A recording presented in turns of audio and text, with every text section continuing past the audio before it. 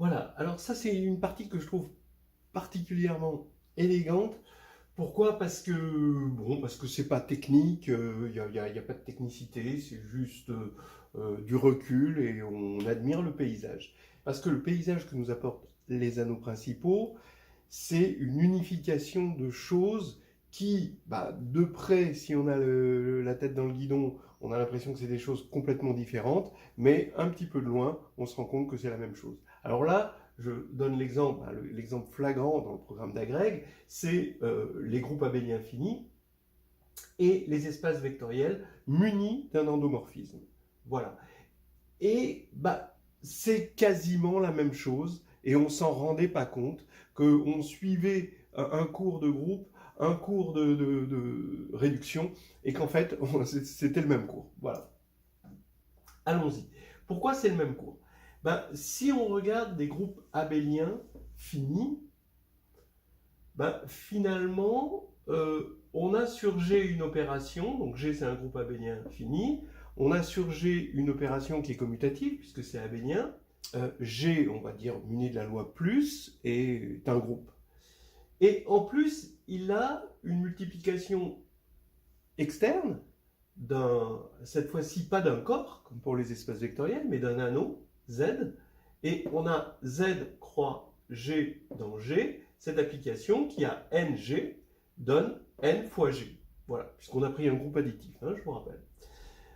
Donc ça, c'est bien défini, et vous avez la notion de Z module, c'est comme la notion d'espace vectoriel, mais au lieu que ce soit sur un corps, c'est sur un anneau. Donc vous vérifiez tous les axiomes des espaces vectoriels, sauf le fait que, ici, les scalaires, ici, sont des éléments d'un anneau.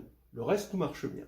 Alors attention, ça ne s'appelle plus Z espace vectoriel, parce que les propriétés sont tellement différentes que ça mettrait la pagaille dans nos têtes si on appelait ça Z espace vectoriel. Ça s'appelle Z module. D'accord? C'est des espaces vectoriels sur des anneaux, sauf qu'on les appelle modules parce que c'est vraiment des objets qui deviennent complètement différents. L'inversibilité permet la base incomplète et la base incomplète ouvre un champ énorme. Bon, donc voilà la première histoire. La deuxième histoire, c'est les espaces vectoriels munis d'un endomorphisme. Là, pareil, on a E plus qui est un groupe et on lui rajoute une multiplication extérieure, mais cette fois-ci par un élément de K de X. Oui, comme E est muni d'un endomorphisme U, l'application, c'est l'application qui a P dans K de X et X dans E, associe P de U, donc qui devient un endomorphisme, mais de X. Voilà. Pareil, on vérifie tous les axiomes des espaces vectoriels, sauf que ici, c'est pas un corps, c'est un anneau. Voilà. Mais la chose la plus importante, c'est que c'est un anneau principal. Et donc, ça va unifier les deux théories. Allons-y pour l'unification. Et ici, ce sont des propriétés qu'on connaît bien dans les groupes finis. Là, c'est dans les groupes abéliens finis, plus particulièrement. Donc il y en a qui sont partagés avec les groupes finis, mais je prends les groupes abéliens. Ça, c'est quand même important que ce soit abélien pour qu'il y ait une structure de Z module. Et là, espace vectoriel muni d'un endomorphisme. Voilà. Alors, regardez, qu'est-ce que c'est que l'ordre d'un élément? L'ordre d'un élément, ça va être le générateur dans Z de l'idéal des éléments n tels que ng égale 0. Donc ça va bien être un idéal de Z, donc il va posséder un anneau principal, etc. Et ça va être l'ordre. Si on fait la même chose avec P de U de X égale 0, et on regarde les P, on l'a vu tout à l'heure, c'est un idéal toujours principal, engendré par ce qu'on appelle le polynôme minimal local. Donc déjà, on a une analogie ordre d'un élément, polynôme minimal local. Maintenant, qu'est-ce que c'est que l'exposant du groupe? L'exposant du groupe, ça va être le minimal qui va tout annuler, d'accord? Donc ça va être le PPCM des ordres des éléments du groupe. Et ici, quand on reprend le PPCM des polynômes minimaux locaux, on tombe sur, évidemment, le polynôme minimal, celui qui va aussi tout annuler, d'accord? Qui va annuler tout le monde. Donc on globalise le x, c'est P de U, qui vaut 0 en tant qu'endomorphisme. Et là, c'est l'exposant qui vaut 0 en tant qu'application sur G. Bon, dans un groupe abélien fini, vous allez avoir des sous-groupes cycliques. Ils vont être importants après dans le théorème de structure. Ces sous-groupes cycliques, comme on les voit, c'est des sous-groupes engendrés par un élément A. Et ils sont isomorphes à, on va dire, Z sur NZ. Et ici, on regarde des sous-espaces cycliques, c'est-à-dire des sous-espaces engendrés par un élément. X. Alors effectivement, c'est bien un sous-espace de E, et encore une fois, muni du même endomorphisme U. Donc c'est une sous-structure, d'une structure d'espace muni de l'endomorphisme U. Et effectivement, ça s'appelle des sous-espaces stables. Mais là, c'est un sous-espace stable particulier, le sous-espace cyclique. C'est lui qui, entre parenthèses, fait naître, quand on prend une base bien adaptée, la matrice compagnon du polynôme minimal local en X. Bien. Maintenant, alors là, ça devient un petit peu plus audacieux. On part donc d'un sous-groupe cyclique. L'exposant du sous-groupe cyclique, c'est l'ordre de A. Ça, c'est clair. De la même manière qu'ici, le polynôme minimal de ce sous-espace, c'est le polynôme minimal local en X. Mais maintenant, dans le cas d'un groupe cyclique, c'est aussi l'ordre. Donc, dans le cas d'un groupe cyclique, l'exposant et le cardinal, c'est exactement la même chose. Pour ce qui est d'un sous-espace cyclique, on sait que le polynôme caractéristique et le polynôme minimal, c'est pareil. Vous prenez une matrice compagnon, le polynôme minimal, le polynôme caractéristique, c'est pareil. Donc déjà, pour un sous-groupe cyclique et pour un sous-espace cyclique, on a que le cardinal et le polynôme caractéristique, c'est la même chose. Pourquoi? Parce que c'est la même chose que le polynôme minimal, dans les deux cas. Donc on peut faire un lien entre les deux pour les sous-espaces cycliques. Maintenant, quand on va regarder dans le cas général, quand c'est non cyclique, là, quand c'est non cyclique, on a le théorème de structure qui nous dit que ça se décompose en cyclique. Donc le cardinal, c'est le produit des cardinaux des sous-groupes cycliques. De la même manière, ici, on va avoir, dans le cas général, le sous-espace E qui va se décomposer en sous-espace cyclique, et donc le polynôme caractéristique va être le produit des polynômes caractéristiques dans le cas cyclique. Donc, on peut, dans un premier temps, dans le cas cyclique, puis dans un deuxième temps, dans le cas général, faire une analogie entre l'ordre du groupe et le polynôme caractéristique. Voilà. Et ici, on a un élément de Z, évidemment, et ici, on a un élément de K de X. Voilà. Donc ça, c'est quand même assez fort. Et là, maintenant, le fait que... Bon, vous avez Lagrange. Le théorème de Lagrange, qu'est-ce qu'il dit? C'est que l'ordre d'un élément, il divise l'ordre du groupe. Mais l'ordre d'un élément divise l'ordre du groupe. Ça, c'est le PPCM des ordres des éléments. Donc, comme on a tous les ordres des éléments qui divisent l'ordre du groupe, ça peut se résumer en l'exposant du groupe divise l'ordre du groupe. D'accord? Ça, c'est Lagrange. Et ça correspond à Cayley-Hamilton. Cayley-Hamilton dit que le polynôme minimal divise le polynôme caractéristique. Donc, vous voyez, il y a quand même une analogie. Quand on apprend ces choses-là, et qu'on voit Cayley-Hamilton, on ne se dit pas, ah bah oui, on connaît bien parce que c'est Lagrange. Mais non, il faut quand même prendre du recul pour se rendre compte que c'est la même chose.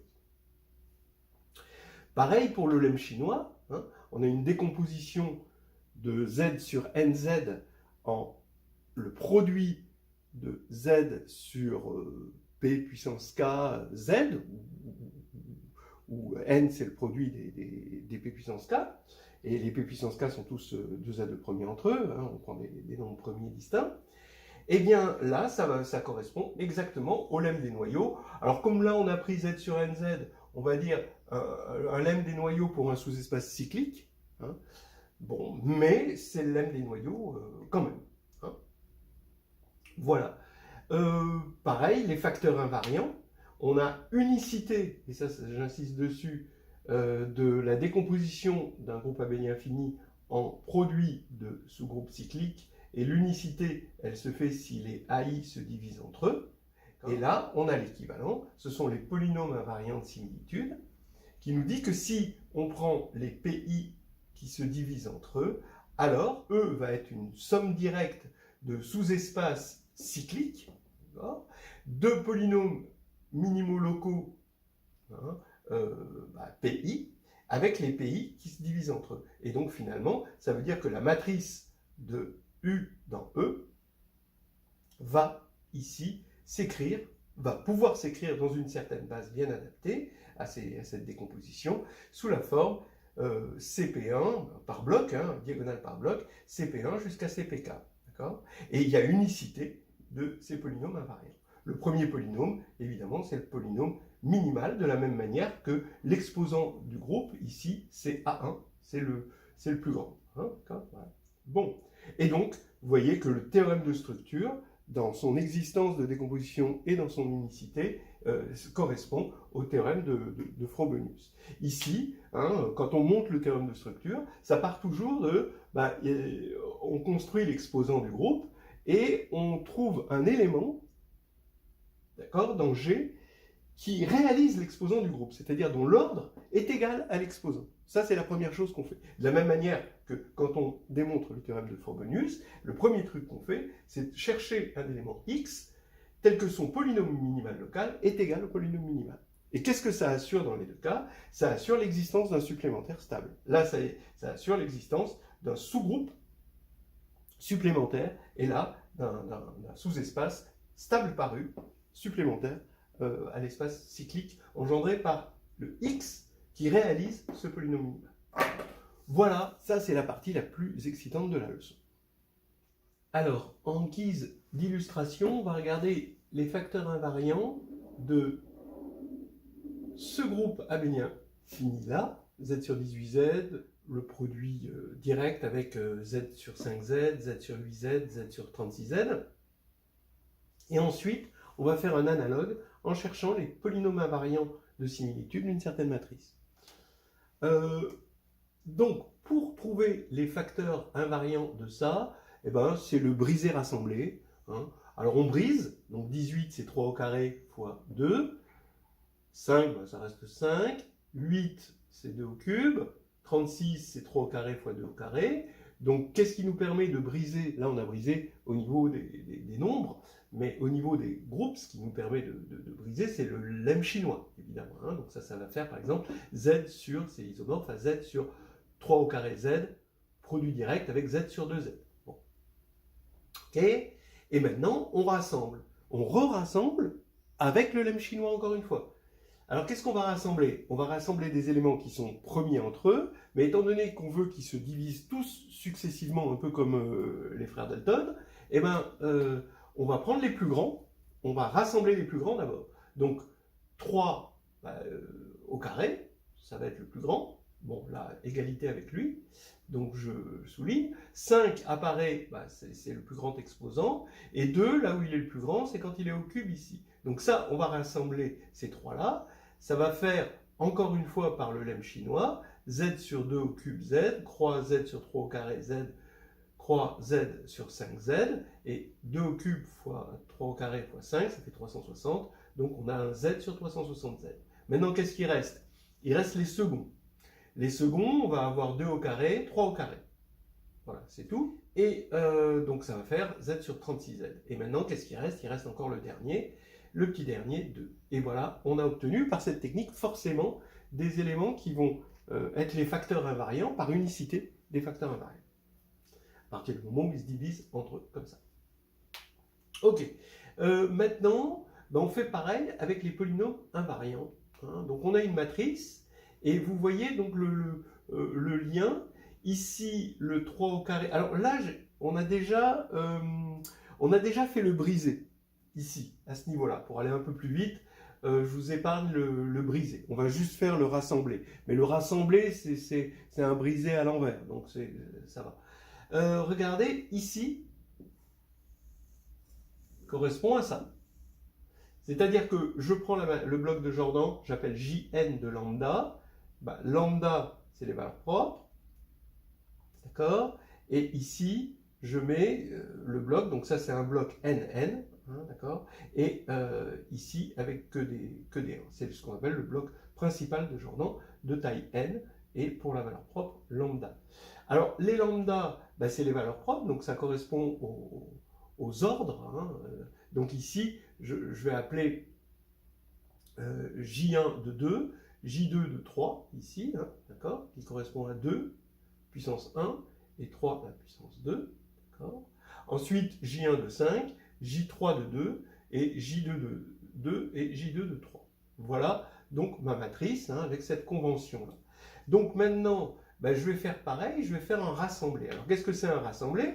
Ben, c'est le lemme des noyaux qui me dit que si je regarde par exemple le sous-espace, hein, donc qui va correspondre à, bah, on va dire ça, les plus grands, hein, lui et lui. Voilà.